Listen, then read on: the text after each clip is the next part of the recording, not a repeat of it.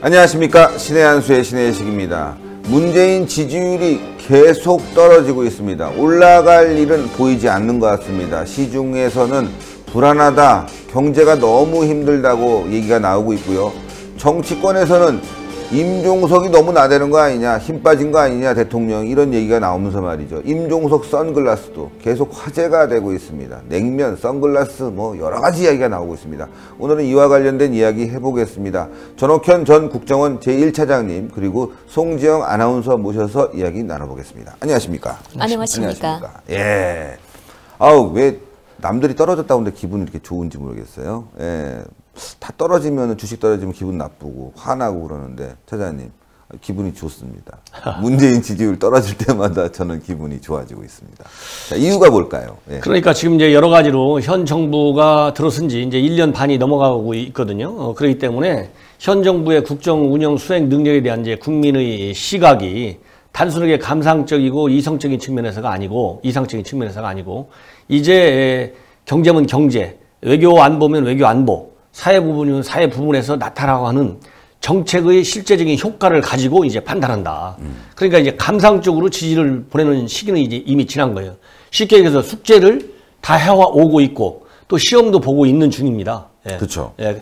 옛날에 집권 초기만 해도 현 정부가 국정 수행 능력, 즉 말하자면 국내 관련 국내 여러 가지 현안들에 관해서 어느 정도의 해결 능력을 가지고 있느냐, 이렇게 기대치가 있었거든요. 네네. 그 기대치 때문에 이 정부가 이 정도면 잘하겠다, 이런 것 때문에 이제 대통령 지지율이 막 70%, 80% 이 엄청난 고공 지지율을 오랫동안 누려왔지 않습니까? 네. 그런데 이제 1년 반이 지나다 보니까 이제 실력이 나오는 겁니다. 그쵸. 이번 국감 중에서도 일부 아주 극기에 한두 명 빼놓고는 전반적으로 이 국무위원들의 그 답변 수준을 볼 때 상당히 현재 여러 가지 산적해 있는 특히 경제 문제, 네. 이런 해결할 능력이 상당히 부족하다. 이런 것이 이제 야권들의 일관된 비판이었거든요. 네. 그러다 보니까 지금 이제 부정적인 평가, 즉 지지율이 처음에 한 50%에서 지금 80%, 70% 이런 고공 지지율에서 지금 50% 중반, 초반, 어떤 여론조사는 그보다 더 아래. 예, 이렇게 이제 지지율이 하향 추세로 굳어져가는 그런 심각한 이제 국면이거든요. 제가 심각하다는 표현을 쓴 것은 단순한 대통령의 인기가 아니고 이 경제의 실정, 이것 때문에 지지율이 떨어지고 있다는 것이 제 평가가 아니라 지지율 조사 기관에서 발표한 지지율 하락 원인으로 나와 있어요. 즉 지지율 하락의 결정적인 원인이 경제 문제에 대한 실패다. 즉 경제 문제에 대한 잘못됐다고 판단하는 프로테지가 어느 정도냐면 50%예요. 50%. 예, 그 다음에는 이제 이런 남북 관계, 네. 이런 현 정부가 이게 북한에 지나치게 가까이 가려고 하는 그런 정책 노선에 대한 불만이 한 20%. 요것이 이제 방금 발표된 우리 한국갤럽의 여론조사 결과입니다. 이거는 굉장히 심각하다. 더 심각한 것은 뭐냐면 이제 경제 문제지 않습니까? 네.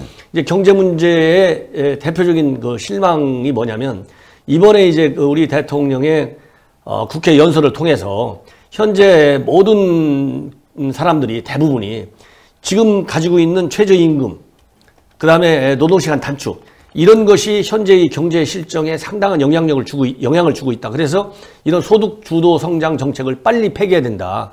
이런 원망의 목소리가 많거든요. 그렇죠. 이런 원망의 목소리 때문에 청와대가 죄송합니다.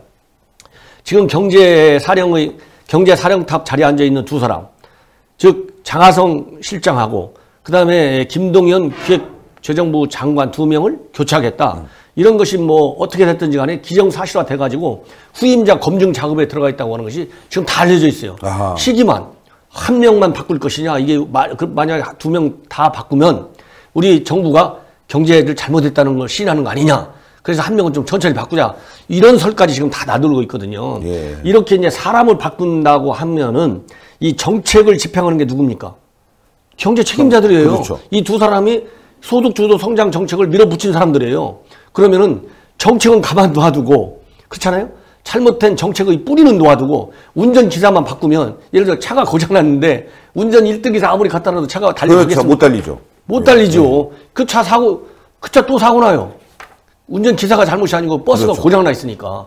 그러면 고장난 차에 해당되는 게 지금 현재 상황에서는 소득 주도 성장 정책이다. 네. 그러면은 차도 바꾸고 기사도 좀 바꾸고, 바꾸고. 두 개를 같이 동시에 바꿔야지 따로따로 놀면 아무리 유능한 사람이라 하더라도 이 잘못된 경제 정책 때문에 경제 지금까지 우리 혼자만 지금 굉장히 빠지고 있지 않습니까? 엄청나게. 세계 경쟁 성장률의 1%나 밑으로 지금 빠져주고 있어요.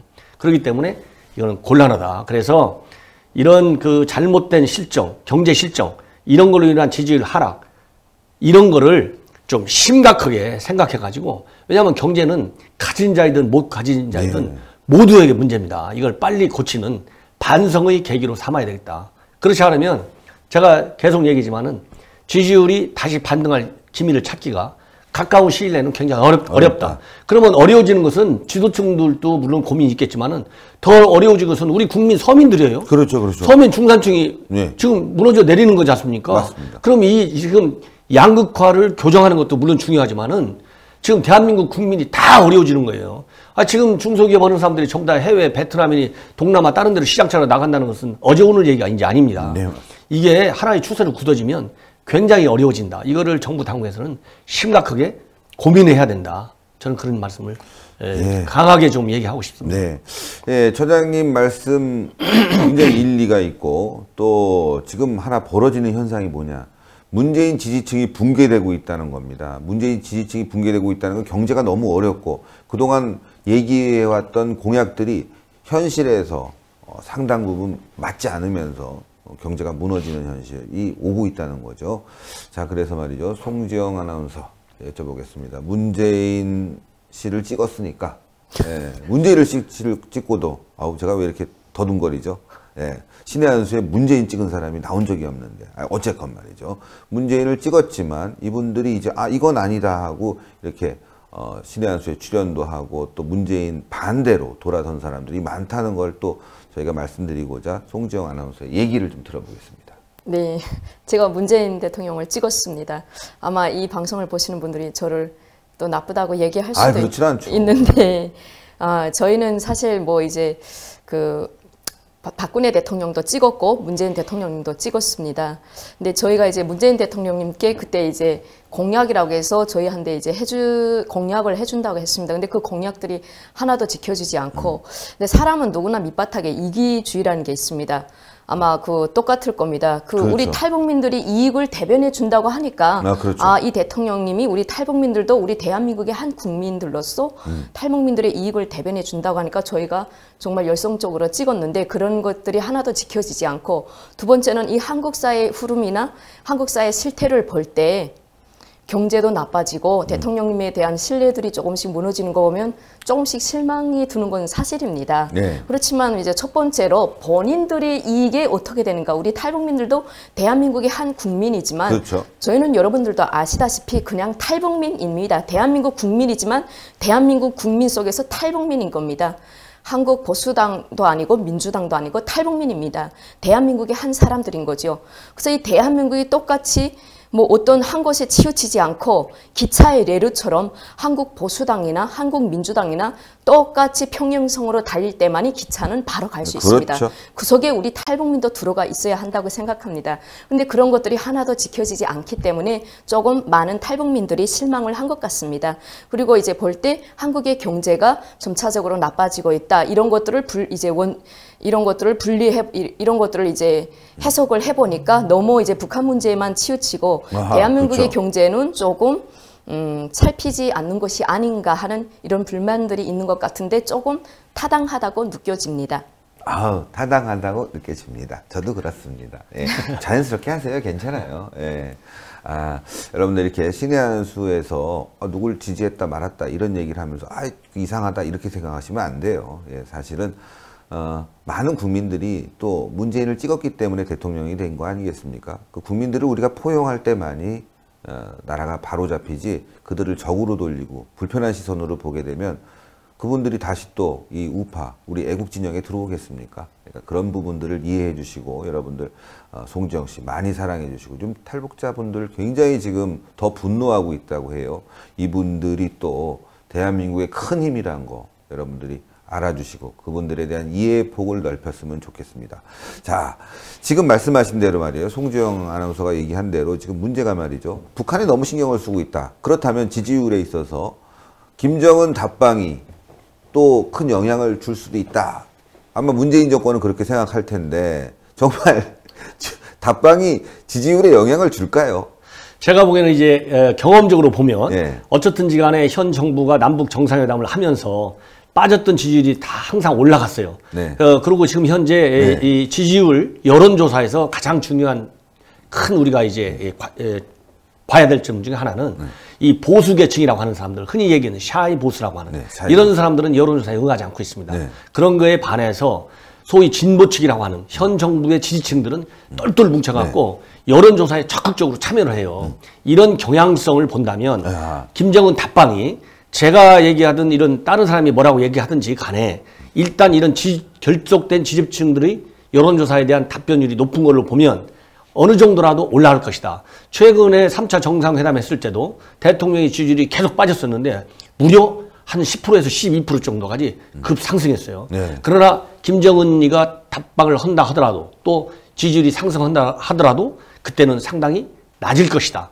저거 왜 낮을 것이냐. 예. 이번 김정은이가 오는 게 처음이잖아요. 네. 역사적 처음이잖아요. 그럼 역사적 처음 방안이라고 한다면 거기에 상응하는 이런 조치가 이 비핵화, 특히 비핵화 문제, 또 북한의 인권 문제, 또 다른 북한의 WMD 문제, 즉 비정상적인 국가 운영 문제, 이런 포괄적인 거에 대해서 김정은이가 최소한도 어느 정도 사과할 건 사과하고 반성할 건 반성하고 이런 기미, 징후를 분명히 보여줘야 되거든요. 근데 제가 보기에는 그런 게 굉장히 어려울 것이다. 네. 그리고 비핵화에 있어서도 우리가 바라는 진정한 실질적인 비핵화 조치를 앞당길 수 있는 구체적인 조치를 약속하기가 어려울 것이다. 그렇다 본다면 지지율이 설령 반등한다 하더라도 상당히 미미한 수준이다. 미미한 예, 그런 생각이 들고 그러면 정말 우리 정부가 아직 지지율이 더 이상 낮아지면 안 돼. 이걸 제대로 올려갖고 아까 얘기한 대로 경제도 좀 살리고 그렇죠. 남북관계도 살리고 비핵화 문제도 좀 더 구체적으로 진전을 시키고 이렇게 하려면 아까 다시 이번에 시정연수 제가 조금만 돌아가겠습니다. 왜냐하면 네네. 근거를 가지고 네네. 제가 얘기를 해야 되니까. 그러니까요. 지금 이제 비핵화 문제에 있어서 가장 큰 이 고장의 이 한 부분은 저는 어디에 있다고 보냐면 한미 공조가 정부 당국에서 얘기하는 것보다는 제대로 덜 돌아간다 이렇게 봐요. 그러면 이제 한미 공조를 좀 챙겨야 됩니다. 왜냐하면 미국의 제재 압박 우선 전략에 대해서 국제사회가 동조하고 있어요. 네. 제일 큰 국제사회의 블락이 어디입니까? 아세안하고 아시아 쪽하고 유럽 쪽이잖아요. 그렇죠. 이번 아셈 아셈 그 공동 성명이 북한 핵 문제 또 북한이라고 하는 북한의 비정상적인 측면을 정상화시키는 일종의 저는 가장 모범 답안이라고 봅니다. 여기에 나와 있는 것처럼 이 미국의 대북 전략에 공조로 하는 것이 실질적인 비핵화 한반도 진짜 평화를 그렇죠. 가져오는 데 도움이 돼요. 그런데 이번 이제 시정연설에서 뭐라고 돼 있냐면 지금 우리 한반도 평화 문제에 대해서 세계가 주시하고 있다. 옳은 얘기예요. 네, 그렇죠. 그렇죠? 그리고 우리는 우리 스스로를 더 존중해야 된다. 액면 그대로 하면 이 말만큼 좋은 얘기가 없어요. 그렇죠. 그런데 이제 유감스럽게도 이게 정치적으로 북한과 관련해서 보면 우리 민족끼리하고 같은 얘기입니다. 우리가 우리 스스로를 존중해야 된다. 이건 너무나 당연히 이건 지나치게 감성적인 측면이다. 이게 정책화 될 경우에는 우리 현 정부의 의도와 관계없이 외국의 남북한 문제 전문가, 특히 미국이나 유럽 같은 데서는 민족 공조를 더 중시하는구나. 한미 공조보다는. 그렇죠. 이런 오해를 받게 된다. 그러니까 우리가 우리 스스로를 존중해야 해가지고 진짜 평화를 갖게 오려면 한미 공조를 더 강하게 해야 된다는 말이 거기에 들어가야 된다.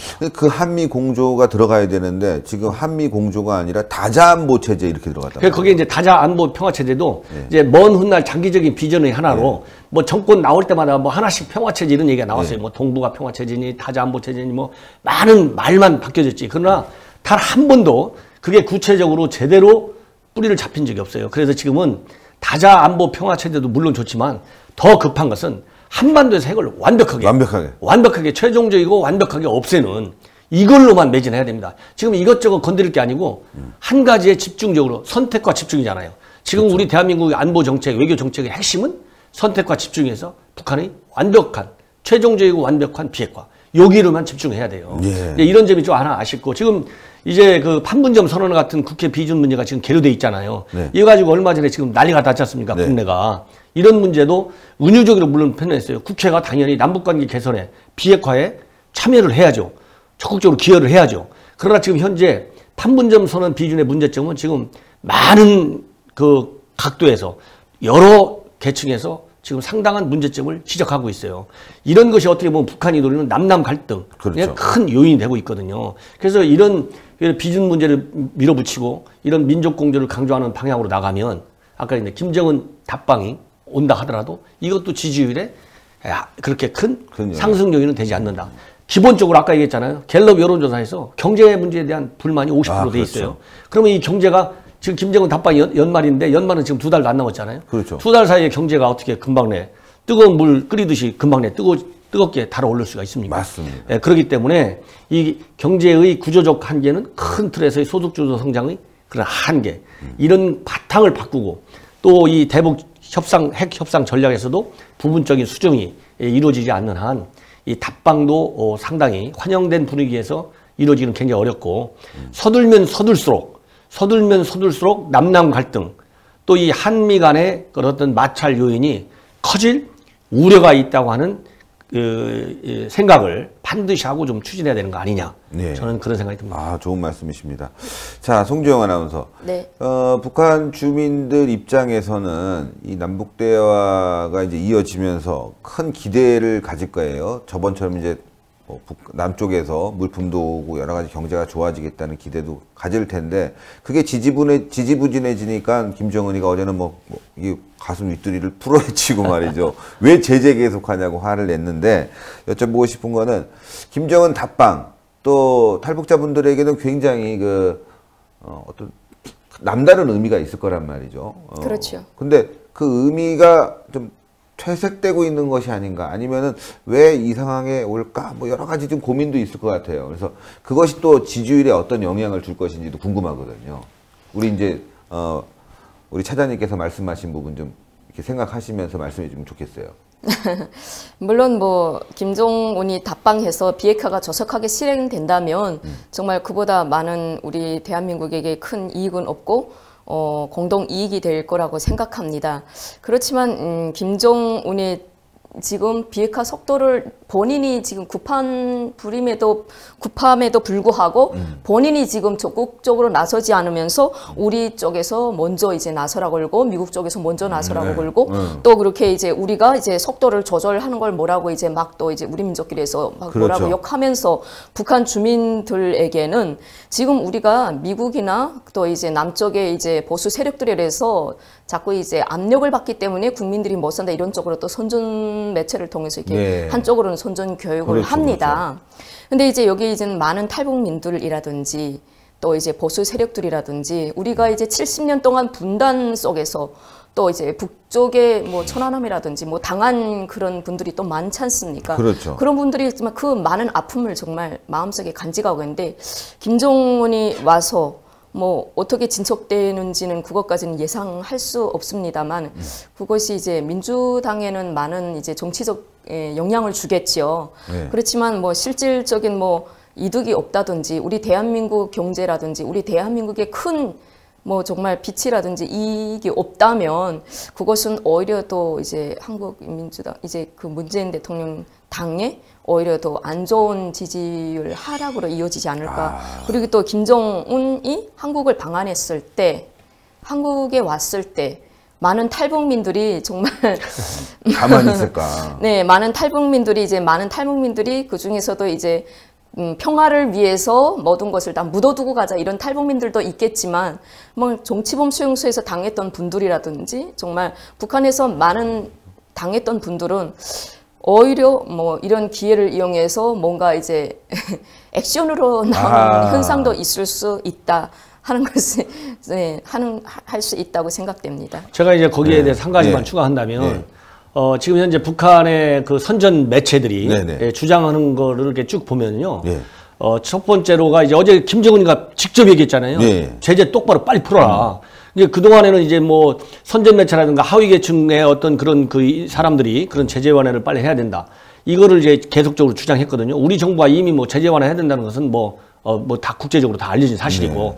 그러니까 김정은이가 제재를 풀어야 된다고 역설하고 그 다음에 이제 또 요즘 이제 북한 매체들의 특징 중에 하나는 이게 보수계층에 대한 그런 그 아주 강력한 비난. 특히 이제 우리 자유한국당에 대한 엄청난 참을 수 없는 그런 아주 모욕적인 그런 비판을 강하게 지금 주장하고 있어요. 그런 것이 제가 보기에는 김정은 답방을 앞두고 현 측면에서 김정은이의 최고의 관심사는 뭐냐면 비핵화의 실질적인 진전 조치라든가 뭐 인권 개선 이런 거는 전혀 생각이 없어요. 당연히 전혀 생각이 없고 그렇죠. 어디에 역점을 두냐.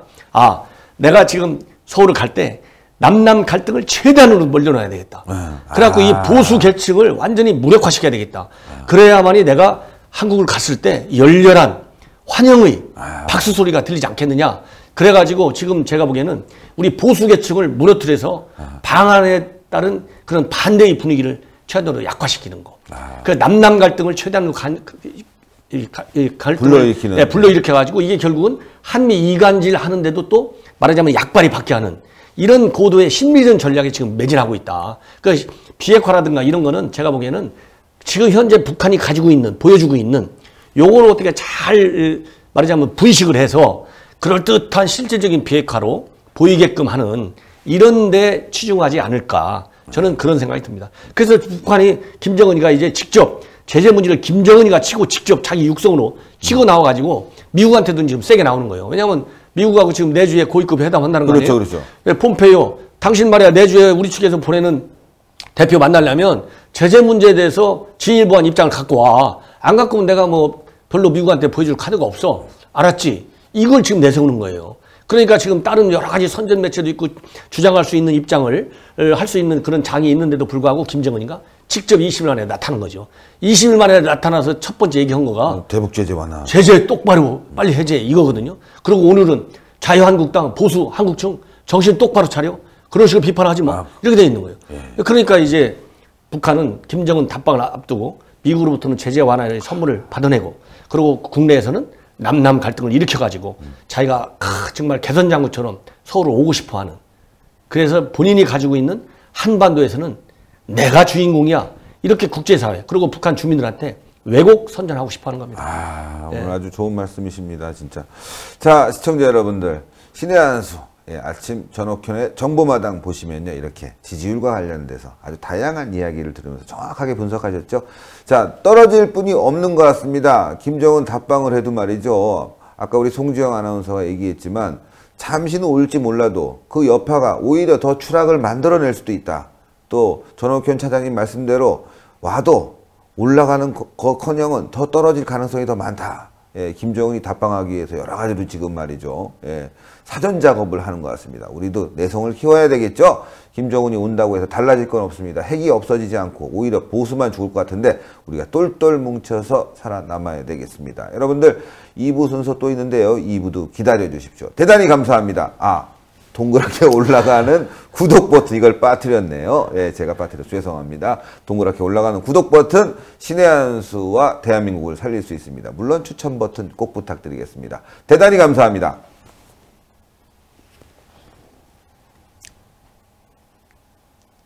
고생하셨습니다. 수고하셨습니다. 예.